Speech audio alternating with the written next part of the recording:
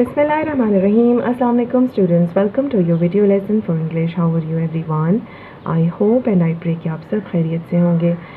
So students, as you know, हम अपना grammar work complete कर रहे हैं. Grammar work में आज हम करेंगे present indefinite tense का interrogative case.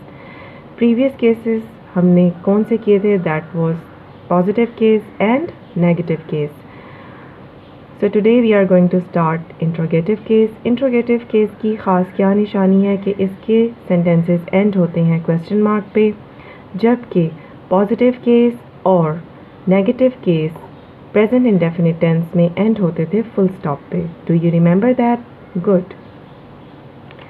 So class formula based learning हम इन tenses की कर रहे हैं, चाहे वो positive case है, negative case है या interrogative case है. सो आज इंट्रोगेटिव केस को भी हम फार्मूला से अंडरस्टैंड करेंगे. इसका फार्मूला क्या है? Helping verb plus subject plus verb plus object plus question mark. Yes, इसका ये फार्मूला है. प्रीवियस केसेस में हमने देखा था पॉजिटिव या नेगेटिव केस में कि हेल्पिंग वर्ब आते थे बाद में, सब्जेक्ट के बाद में, राइट? सब्जेक्ट पहले होता था. लेकिन इंट्रोगेटिव केस में हेल्पिंग वर्ब होंगे पहले, और वो कौन से हैं? डू या डज. यस, डू या डज से हमारा क्वेश्चन स्टार्ट होगा. इसके साथ ऐड हो जाएगा सब्जेक्ट. सब्जेक्ट क्या होता है? काम करने वाला. प्लस वर्ब, वर्ब की फर्स्ट फॉर्म, क्योंकि प्रेजेंट है, ये प्रेजेंट इंडेफिनिट टेंस है और प्रेजेंट का मतलब होता है मौजूदा. सो मौजूदा वक्त में या प्रेजेंट इंडेफिनिट टेंस में वर्ब की फर्स्ट फॉर्म यूज़ होती है. And verb is an action या काम, प्लस ऑब्जेक्ट जिस पर काम किया जाता हो, प्लस क्वेश्चन मार्क, सवालिया निशान. ये आपने याद रखना है कि इसका हर सेंटेंस क्वेश्चन मार्क पे एंड होगा. सो स्टूडेंट्स, सेंटेंस मेकिंग से पहले हम देखते हैं कि helping verbs do and does किन प्रोनाउंस या नाउन्स के साथ यूज़ होती हैं. ये वो प्रोनाउंस या नाउन्स हैं जिन्होंने आगे सेंटेंसेस में सब्जेक्ट के तौर पे काम करना है. यस, ये सब्जेक्ट के तौर पे यूज़ होंगे हमारे सेंटेंस मेकिंग में. तो सबसे पहले हमें ये अंडरस्टैंड करना ज़रूरी है कि डू या डज किन प्रोनाउंस के साथ यूज़ होता है या किन नाउन्स के साथ. प्रीवियस लेक्चर्स में भी आपको इसका बताया गया था कि ये किसके साथ यूज़ होते हैं. Let's start again. Pronouns he, she, it, my के साथ यूज़ होता है डज, और नाउन के साथ भी डज. फॉर एग्ज़ाम्पल अली है, फ़िज़ा है, उमर है, कोई भी नाम है तो उसके साथ भी डज यूज़ होगा. किस तरह से? Does he, does she, does it, does Ali, और डज फ़िज़ा, और डज मार, इस तरह से. ठीक है. Now let's see for the do. Do use होंगे इन प्रोनाउंस के साथ, और ये प्रोनाउंस कौन से हैं जो कि सेंटेंस मेकिंग में सब्जेक्ट बन जाते हैं, right? So I, we, they, you, इन प्रोनाउंस के साथ यूज़ होता है डू, और नाउन्स गर्ल्स या बॉयज़ के साथ भी डू यूज़ होता है. For example, do I, do we, do they, do you, do the girls, do the boys. तो स्टूडेंट्स, इसको अंडरस्टैंड करने के लिए हम एग्जांपल्स देखते हैं. जो सेंटेंसेस हैं इसमें इंट्रोगेटिव केस के बेस्ड पे फार्मूला का यूज़ करके बनाए गए हैं, उर्दू में भी और इंग्लिश में भी. क्या वो सुबह सैर को जाती हैं?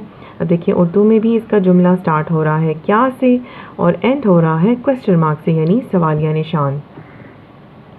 और जाते हैं से हमें पता चल रहा है कि यहाँ पे प्लूरल सब्जेक्ट है, यानी एक से ज़्यादा पर्सन की बात हो रही है. तो अगर सब्जेक्ट प्लूरल है और यहाँ पे वो भी शो हो रहा है, यानी वो भी लिखा हुआ है, तो हमारा क्या सब्जेक्ट होगा? दे. यस, दे. दे को हम यूज़ करके किस तरह से अपना क्वेश्चन बनाएंगे? दे के साथ यूज़ होगा do as a helping verb. Do they go for a walk in the morning. अब देखिए, हमारा सेंटेंस जो है वो कंप्लीट हुआ इंग्लिश में और एंड हुआ क्वेश्चन मार्क पे, क्योंकि इंट्रोगेटिव केस है. सो डू यहाँ पे हेल्पिंग वर्ब है, दे है यहाँ पे subject, go is verb, walk भी यहाँ पे वर्ब है क्योंकि एक्शन शो कर रहा है, और मॉर्निंग क्या है, ऑब्जेक्ट। सो इस तरह से ये देखिए हमारी एग्जाम्पल वो कंप्लीट हुई। और आपने ये चीज़ याद रखनी है कि दोनों सेंटेंस चाहे उर्दू में है चाहे इंग्लिश में एंड हुआ है उनका क्वेश्चन मार्क पे। मैं अपना वक्त ज़ाया करती हूँ। अब यहाँ पे क्या से फिर शुरू हुआ क्योंकि ये सवालिया जुमला है। मैं यहाँ शो कर रहा है सब्जेक्ट को आई, और आई के साथ यूज़ होता है do. You can see, so do I waste my time, question mark. Do यहाँ पे है हेल्पिंग वर्ब, आई है सब्जेक्ट, वेस्ट है वर्ब यानी ज़ाया, टाइम है ऑब्जेक्ट यानी वक्त, और क्वेश्चन मार्क आएगा एंड पे क्योंकि ये इंट्रोगेटिव केस है। थर्ड एग्जाम्पल, क्या अली स्कूल जाता है। अब यहाँ पे देखें अली है सब्जेक्ट और अली है नाउन भी, तो अली के साथ कौन सा हेल्पिंग वर्ब यूज़ होगा, डज। तो हम स्टार्ट करेंगे, does Ali go to school. Does यहाँ पे हेल्पिंग वर्ब है, अली है subject, go is verb and school is object. Last example, क्या तुम सच बोलते हो। अब यहाँ पे क्या के साथ तुम है, तुम शो कर रहा है सब्जेक्ट यू को, और यू के साथ यूज़ होगा हेल्पिंग वर्ब डू।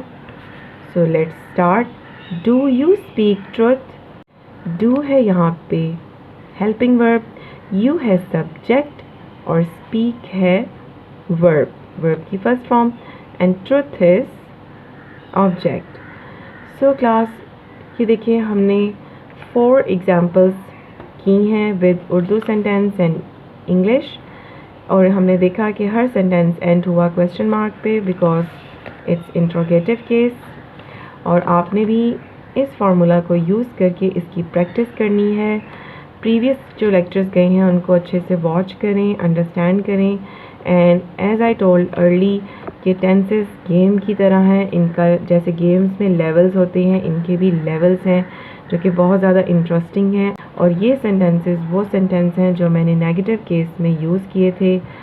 ये मैंने इसलिए यूज़ किए हैं यहाँ पे इंट्रोगेटिव केस में इनको चेंज किया है ताकि आपको कंपैरिजन पता चल जाए कि नेगेटिव में ये सेंटेंस कैसे के थे और अब इंट्रोगेटिव में क्या चेंज आया है। सो क्लास अपना बहुत ख्याल रखिएगा। टिल देन अल्लाह हाफिज़।